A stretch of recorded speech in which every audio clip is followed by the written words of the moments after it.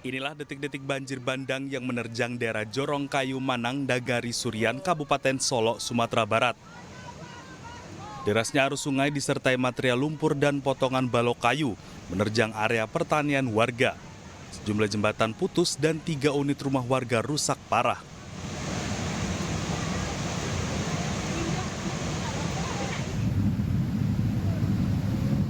Hujan deras di bagian hulu mengakibatkan meluapnya sejumlah sungai hingga menerjang sejumlah area pertanian warga.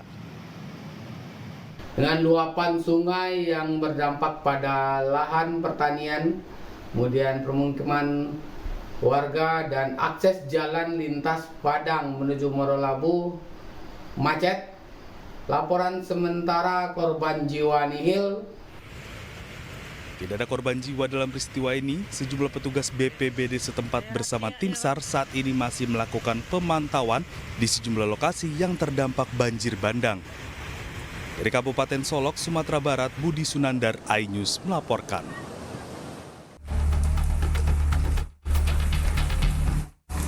Kobaran api membakar bangunan 2 lantai yang sekaligus dijadikan tempat pengepul barang bekas di Sunterjaya, Tanjung Priuk, Jakarta Utara.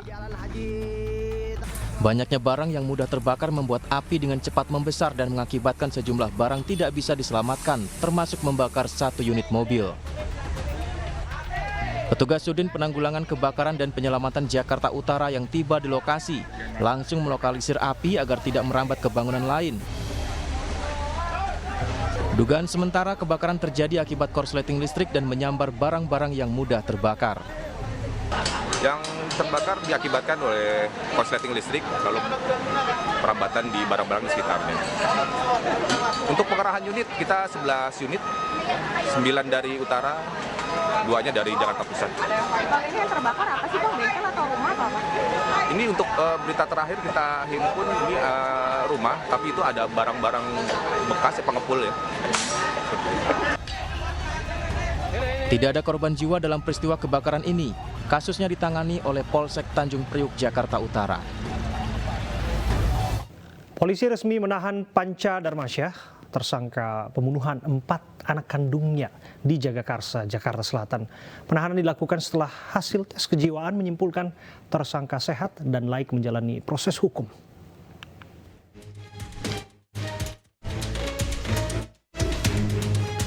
Panca Darmasyah, tersangka pembunuhan 4 anak kandungnya di Jagakarsa, Jakarta Selatan digelandang polisi. Usai menjalani pemeriksaan kejiwaan selama 2 pekan, tersangka dijemput dari Rumah Sakit Polri Kramat Jati, Jakarta Timur untuk menjalani proses hukum. Ia langsung mendekam di sel tahanan. Sebelumnya hasil pemeriksaan dokter menyatakan tersangka yang berusia 40 tahun itu dinyatakan sehat secara fisik dan layak menjalani proses hukum. Panca sempat dirawat di rumah sakit akibat luka senjata tajam dalam upaya percobaan bunuh diri. Hasil penyelidikan sementara, aksi nekat tersangka dilatar belakangi rasa cemburu terhadap istrinya. Ya, yang bersangkutan tetap kami lakukan pemeriksaan terkait dengan seluruh perbuatan yang bersangkutan terhadap keempat anaknya yang terjadi pada tanggal 3 Desember 2023 dan ditemukan pada hari Rabu 6 Desember 2023. 4 anak ditemukan tewas di dalam rumah kontrakan di wilayah Jagakarsa, Jakarta Selatan. Keempat jasad ditemukan setelah warga sekitar mencium bau tak sedap di sekitar tempat kejadian perkara. Setelah diperiksa, polisi menemukan ayah dari keempat anak tersebut berada di dalam rumah dalam kondisi terluka. Keempat anak telah dimakamkan berdampingan. Ibu korban yang juga istri pelaku yang hadir saat pemakaman anak-anaknya tak kuasa menahan kesedihan. Sementara Panca kini harus berurusan dengan hukum dan terancam hukuman mati.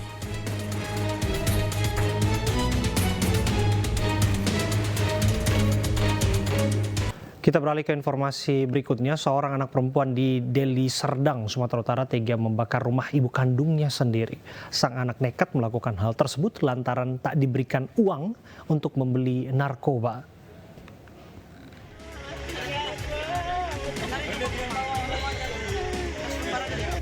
Diduga kesal lantaran tak diberi uang untuk membeli narkoba, seorang anak perempuan tega membakar rumah ibu kandungnya sendiri di Desa Sampali, Kabupaten Deli Serdang, Sumatera Utara.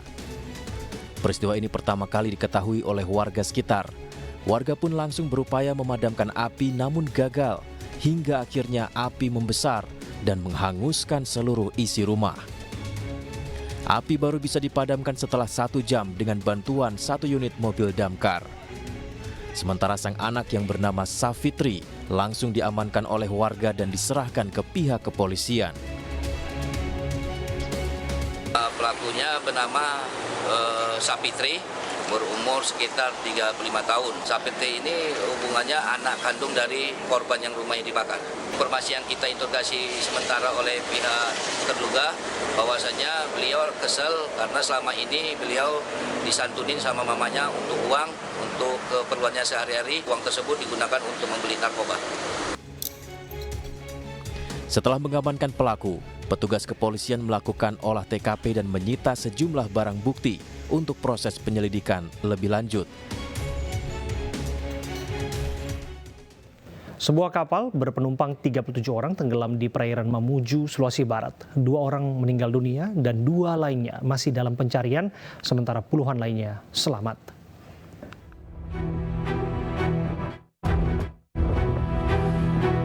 Sebuah kapal jenis Bigetron GT6 berpenumpang 37 warga tenggelam di tengah laut perairan Mamuju. Kapal berangkat dari Pulau Ambo menuju Desa Sumare Mamuju, namun hilang kontak di tengah laut. Tim SAR gabungan bersama warga sekitar yang melakukan pencarian menemukan kapal di tengah laut dengan kondisi sudah tenggelam. Dari total 37 warga yang berada di atas kapal, 33 orang selamat sementara 2 orang ditemukan meninggal dunia dan 2 lainnya masih hilang dan dalam pencarian. Berdasarkan keterangan Basarnas, kapal yang mengalami kecelakaan tersebut diterjang gelombang hingga kapal oleng dan terbalik di tengah laut. Masih mungkin jarak area pencarian dari lokasi kita kurang lebih 12 nautical mile dari titik terakhir korban selamat ditemukan. Dan informasi dari korban yang selamat bahwa 2 orang yang tersisa ini masih mengapung menggunakan jerigen, namun terpisah karena derasnya arus di luar sehingga mereka tidak bisa bersama-sama. Saat ini tim SAR gabungan masih melakukan pencarian terhadap 2 korban yang hilang. Untuk memudahkan pencarian, tim SAR gabungan membuka posko terpadu di Pelabuhan Mamuju. Dari Mamuju, Sulawesi Barat, Frendy Christian, iNews melaporkan.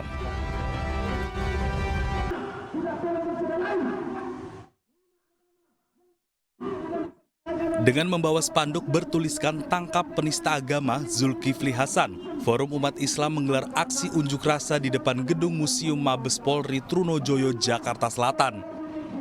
Dalam orasinya, FUIB meminta Kapolri segera menangkap Menteri Perdagangan Zulkifli Hasan karena dinilai telah menistakan agama. Forum Umat Islam Bersatu FUIB menggelar aksi demo tentang penistaan agama yang dilakukan oleh Zulkifli Hasan, di mana Zulkifli Hasan telah mencederai nilai-nilai agama, di mana telah melecehkan atau menjadikan sholat sebagai guyonan, sholat sebagai mainan, yang beberapa hari viral di berbagai media, menyampaikan bahwa dalam sholat maghrib sudah tidak ada lagi jamaah yang mengucapkan kata amin pada saat pembacaan surat Al-Fatihah. Selain menggelar aksi unjuk rasa, rencananya Forum Umat Islam Bersatu juga akan melakukan pelaporan terhadap Ketua Umum Partai Amanat Nasional tersebut ke Bareskrim Polri. Sebelumnya diketahui dalam acara APPSI, Zulkifli Hasan menyatakan bahwa saat ini kebanyakan orang tidak melafalkan amin saat imam usai membaca Al-Fatihah ketika sholat. Selain itu, Zulhas juga menyatakan pada tahiyatul akhir ada pula jemaah yang enggan menggunakan 1 jari telunjuk. Dari Jakarta, Helmi Sanjangbati, iNews melaporkan. Terima kasih Anda masih bersama kami di iNews Prime bersama saya Abraham Silaban. Pemirsa, H-1 jelang debat Cawapres, Komisi Pemilihan Umum memastikan format debat Cawapres tidak berbeda dengan debat Capres Perdana. Debat akan dibagi menjadi 6 segmen dan akan ada saling mengajukan pertanyaan antar Cawapres. Menurut KPU, durasi debat dibuat selama 160 menit. Dari 160 menit, debat pelaksanaan meliputi 6 segmen, sementara pada debat Cawapres kali ini, Cawapres tetap juga menyampaikan visi dan misinya yang disampaikan selama 2 menit. Format debat yang kedua, rangkaiannya sama dengan debat yang pertama. Durasinya total 150 menit, di dalamnya yang full untuk debat, yang ditayangkan itu 120 menit, dan kemudian 30 menit untuk jeda iklan. 3 calon wakil presiden akan beradu ide gagasan dalam debat kedua Pilpres 2024 yang akan digelar KPU Jumat malam. Ketiga calon wakil presiden mengaku telah mempersiapkan diri untuk menghadapi debat tersebut.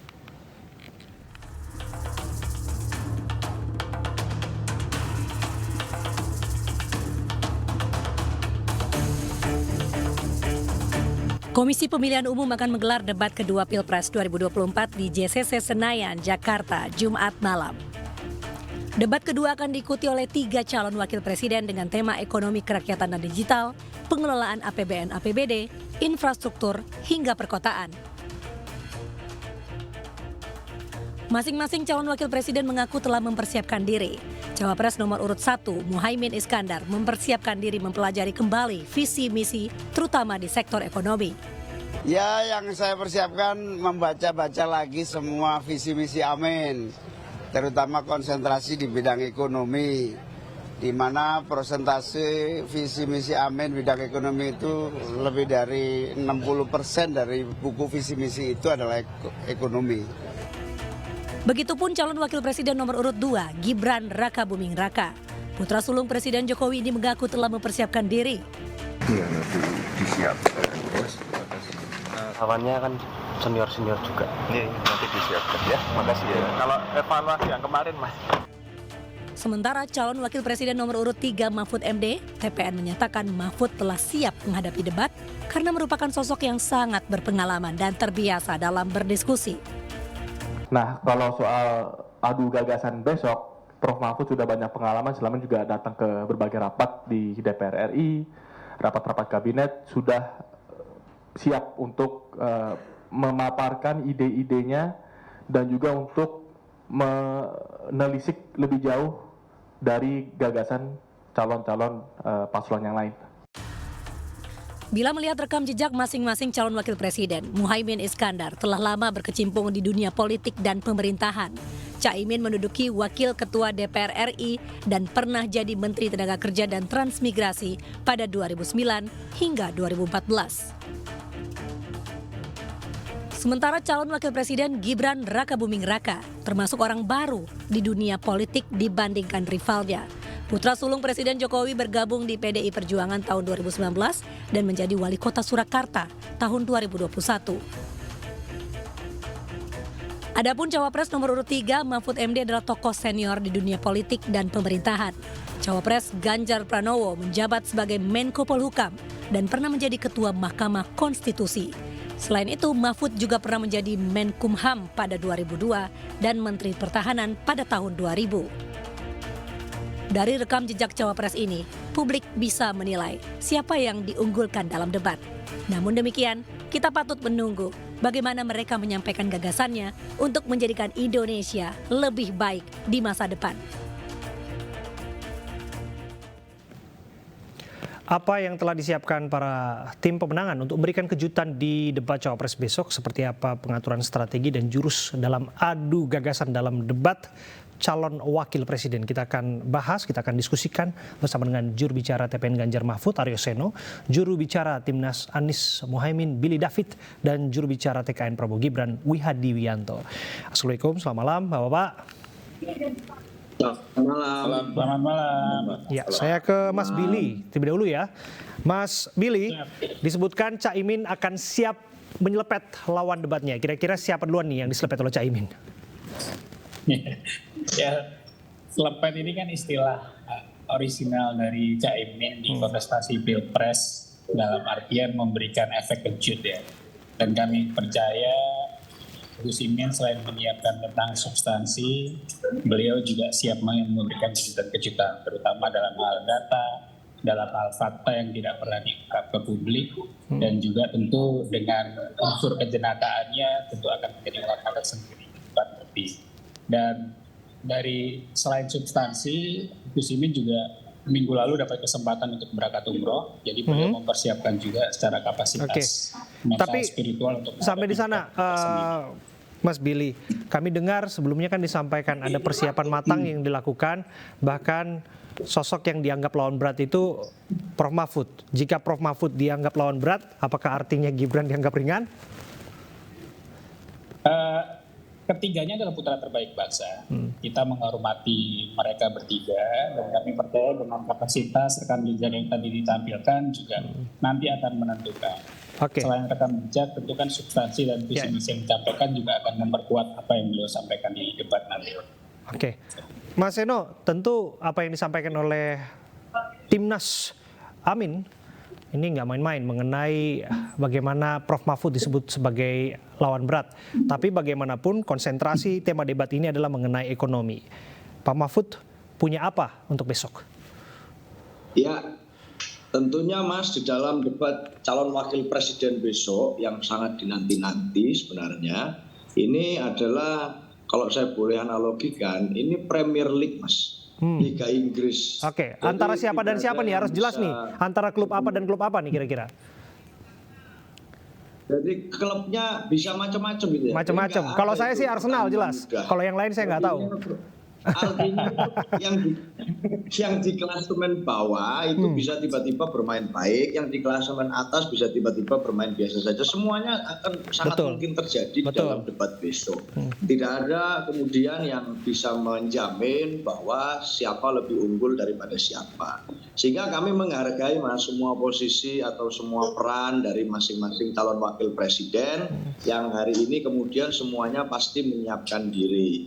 Pak Mahfud pun demikian, meskipun di dalam posisi ini beliau juga dikenal publik lebih identik sebagai pendekar hukum, bukan sebagai pegawai ekonomi, tetapi kalau dikatakan dalam pilpres ini, sebenarnya kan pilpres ini kita anggapnya capres dan cawapres ini satu kesatuan. Betul, entitas ya. Sebenarnya dalam tema tentang pemerintahan daerah, tentang ekonomi, Pak Ganjar ini kan sudah kurang apa menjadi gubernur 10 tahun, menjadi anggota DPR juga pernah 10 tahun, Pak Mahfud juga pernah jadi anggota DPR RI, sehingga dalam hal mengelola terkait dengan pemerintahan beliau berdua sangat memahami dan pasti saling membocorkan isi pikiran masing-masing. Nah, kaitan antara ekonomi dengan hukum itu juga penting loh Mas. Artinya kalau hukumnya itu dijaga dengan baik, regulasinya aman, investasi bisa diorientasikan untuk kemakmuran rakyat, korupsi bisa ditekan untuk membangun puskesmas, sekolah, dan menumbuhkan ekonomi, dan seterusnya. Jadi saya yakin besok Pak Mahfud juga pasti punya jurus-jurus untuk bisa mempertajam visi misinya.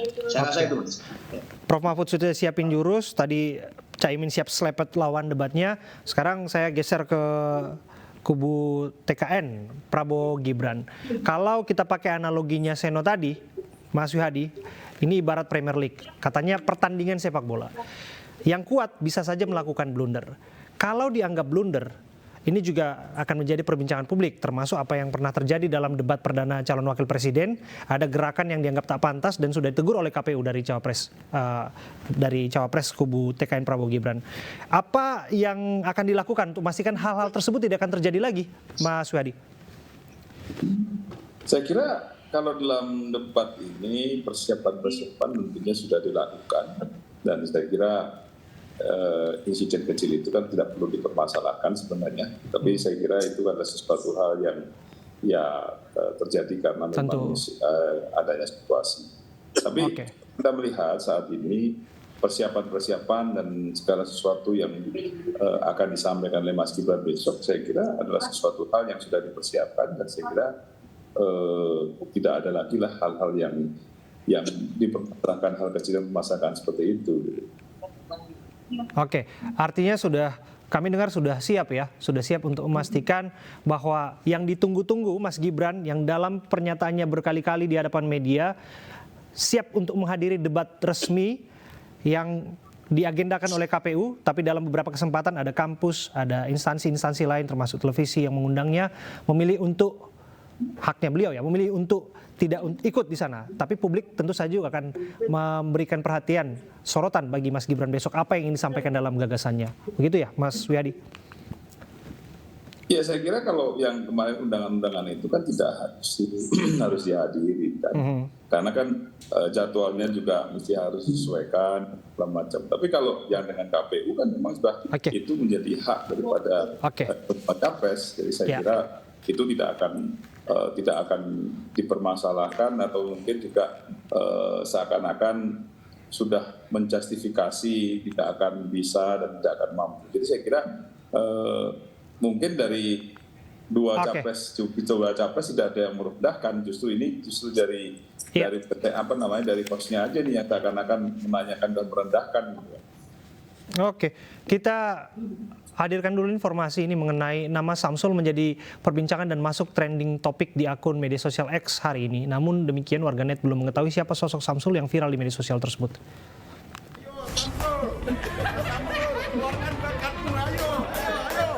Nama Samsul mendadak jadi perbincangan di media sosial X hari ini. Lebih dari 14.000 orang membicarakan Samsul karena warganet penasaran.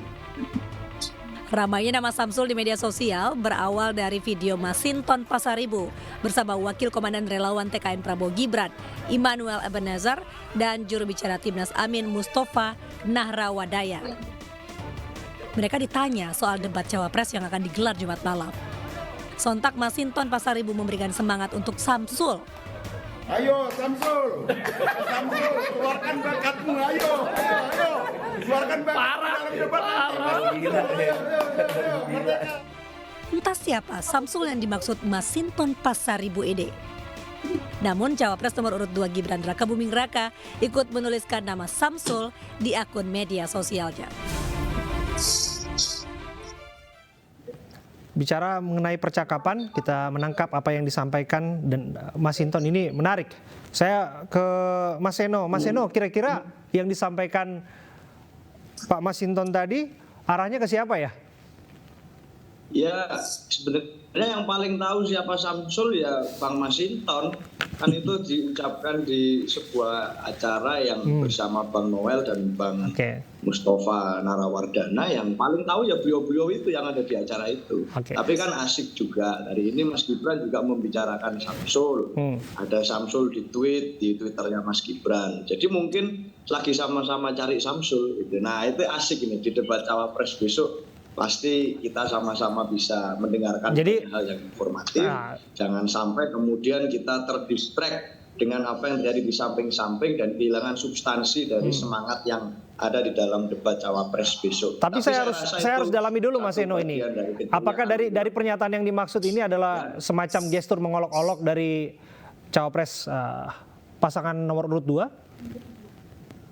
Enggak lah, kita ini terbiasa di dalam setiap situasi itu Mas, kita menghargai dan kita sekali lagi saya bilang ini semacam Premier League. Jadi apapun itu, siapapun bisa unggul, siapapun bisa tampil dengan performa yang baik, tergantung bagaimana di dalam debat besok itu siapa yang saling selepet, siapa yang saling rudal, siapa yang saling menyemangati. Ini akan terjadi sesuatu yang sangat dinanti oleh masyarakat Indonesia. Dan jawaban terbaiknya adalah nanti bisa kita lihat besok bersama-sama. Tapi saya yakin dalam setiap kandidat Cawapres yang tampil besok akan mengeluarkan jurusnya masing-masing. Kalau Caimin pakai selepet, Pak Mahfud mungkin pakai rudal, Mas Gibran mungkin pakai apa. Tapi Pak Mahfud juga saya tahu santri juga, jadi mungkin selepet-selepetan. Jadi seru kita besok. Bagaimana tanggapan Anda, Pak Wihadi? Apa yang mesti ditanggapi? Karena itu kan pernyataan daripada Mas Hinton sendiri kan. Jadi kalau saya lihat ya silakan tanya Mas Hinton. Anda tidak melihat gestur-gestur itu, humor-humor yang dimaksud cenderung tendensius? Enggak ada. Kalau Mas Hinton itu kan sahabat lama saya di Komisi 3 dan juga di DPR. Jadi kalau saya bilang biasa-biasa aja kalau yang namanya Mas Hinton seperti itu, kita juga sering bercanda. Ngapain kita bawa ini? Enggak ada. Ini kan hanya masalah yang dibesar-besarkan sama iNews saja sebenarnya. Nah, tunggu dulu, Mas Wihadi. Biasa sama Kita tidak membesarkannya, Mas Wihadi. Itu hak Anda untuk menyampaikan pendapat itu. Tapi bagaimanapun ini kan trending topik di X. Kita sampaikan dan ini menjadi bagian dari percakapan publik dan kita meminta pandangan Anda. Gitu. Oke, tidak masalah. Tapi kita kembali fokus kepada topik besok. Kita fokus saja kepada topik besok. Iya, kita. Makanya. Oke, kita sekarang bergeser ke Mas Billy ya. Mas Billy, saya ingin terima bagaimana kemudian Caimin melihat besok kan ada strategi yang akan disiapkan. Kalau kita lihat geliat Pak Anies Baswedan kan kesannya agresif, kesannya menyerang dalam debat perdana calon presiden. Kalau misalnya strategi ini akankah dipraktikkan besok juga oleh Caimin?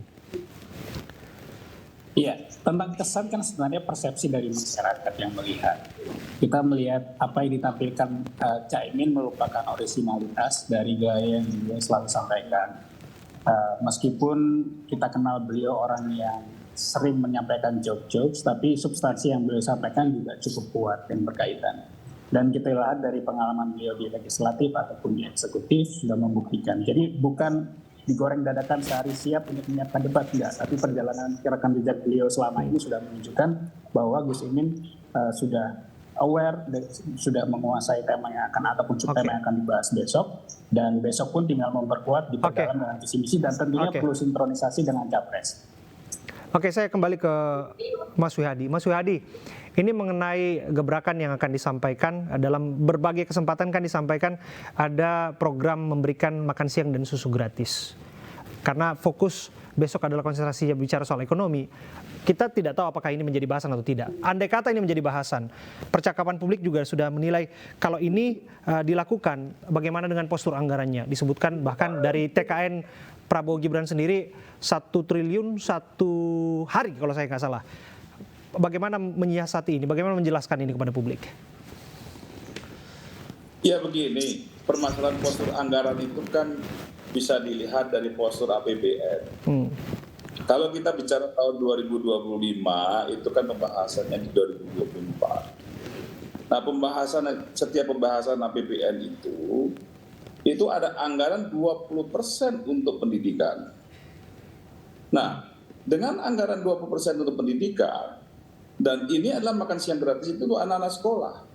Artinya ini kan inline dengan permasalahan pendidikan.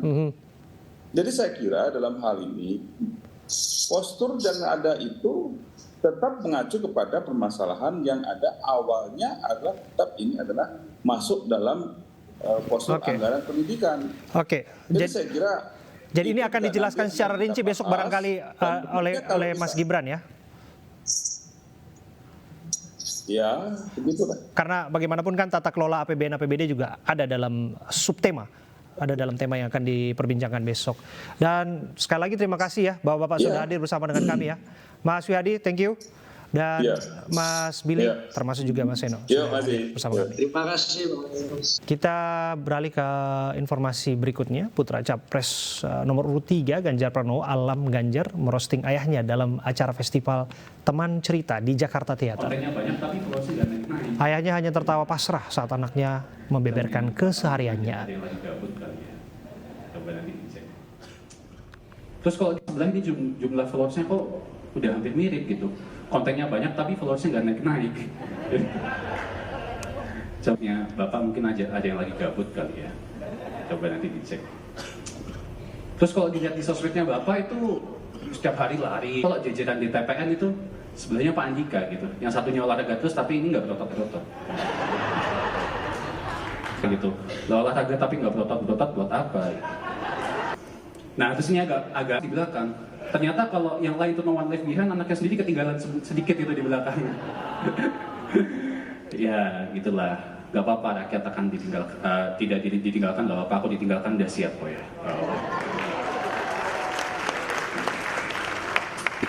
Nah terus ngomongin keliling Indonesia ya, dia sering banget keliling-keliling Indonesia. Kemarin dari Jogja juga ya, terus dari mana-mana lagi.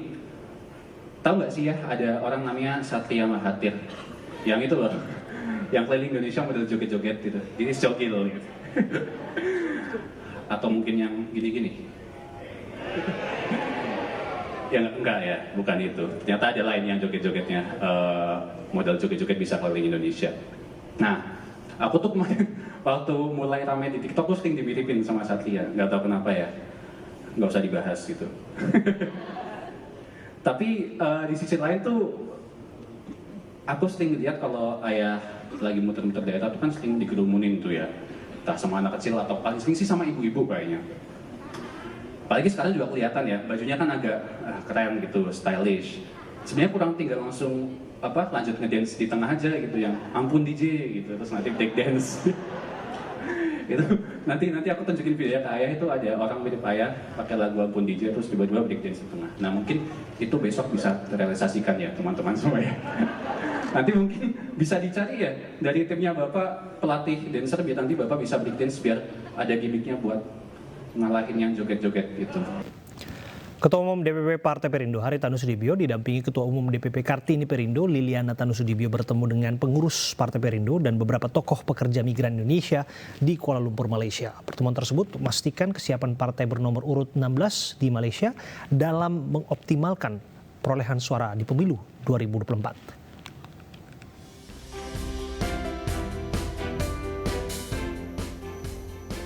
Didampingi Ketua Umum Kartini Perindo Liliana Tanu Sudibyo, Ketua Umum Partai Perindo Haritanu Sudibyo bertemu dengan para pengurus dan kader Partai Perindo Perwakilan Malaysia dan beberapa tokoh dan pimpinan pekerja migran Indonesia di Kuala Lumpur.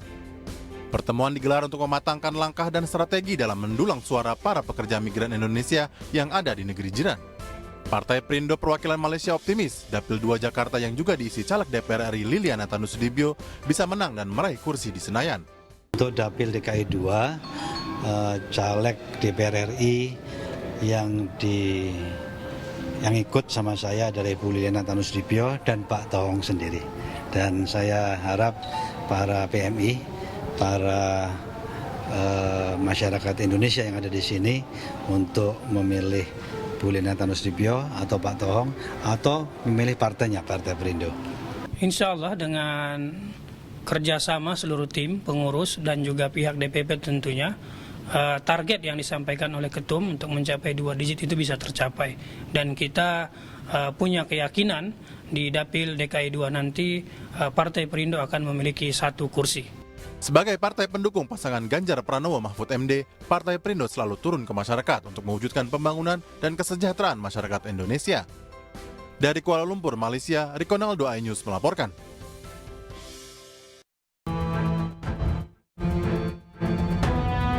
Beginilah kondisi jalur Cikuasa akses tol menuju Pelabuhan Merak, Banten, Kamis sore. Jalur menuju Pelabuhan Merak, Banten tersendat akibat kelangkaan BBM jenis solar di SPBU. Kendaraan truk dan bus yang antre jadi sumber kemacetan. Dampak dari kepadatan di sejumlah SPBU membuat kendaraan lain terjebak menuju Pelabuhan Merak, Banten. Nggak ngejar, kita nyantai sih, cuman momennya emang pas pulang ke Tangerang, balik lagi ke Bangka, pas momen Nataru aja, tapi sebenarnya nggak ada yang dikejar, santai aja kita. Ini biasanya hari biasa dengan hari ini Bang nih, abang sering nih nyebrang nih Bang ke Lampung Bang? Perdana sih sebenarnya nih. Oh ini pertama ini? Perdana. Ini ada kesulitan apa nih, kendala nih Bang? Kendala apa ya, nggak ada sih, semua udah bagus ya. Jalan udah tol, terus untuk kapal juga udah pakai aplikasi kan, kita nggak perlu antri di pelabuhan, lancar sih. Para calon penumpang kapal berharap adanya petugas yang mengatur arus lalu lintas agar perjalanan tidak macet. Dari Cilegon, Banten, Iskandar Nasution, iNews melaporkan.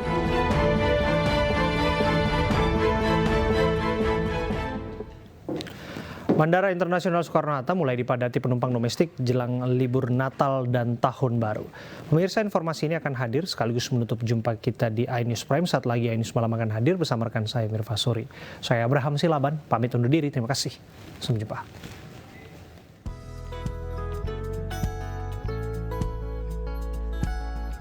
Kepadatan penumpang terjadi di Bandara Soekarno-Hatta jelang libur Natal dan Tahun Baru. Para penumpang memilih libur lebih awal guna menghindari lonjakan penumpang.